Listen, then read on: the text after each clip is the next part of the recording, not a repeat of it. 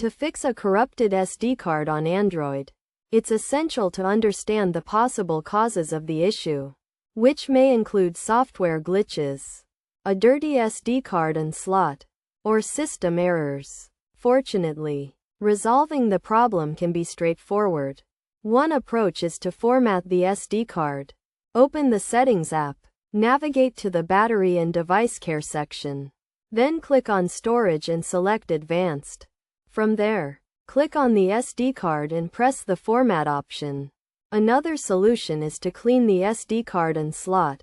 Remove the SD card from your phone and gently wipe away any dirt and debris that may have accumulated. Be sure to also clean the SD card slot to remove any dirt or debris. After cleaning, reinsert the SD card and check if the issue has been resolved. Additionally, updating your phone system can help fix SD card problems. To do this, ensure your phone has a stable internet connection. Then open the Settings app and click on the About Phone option. Tap the Check Now for Update option. And if an update is available, tap Install Now. By following these steps, you should be able to fix a corrupted SD card on Android.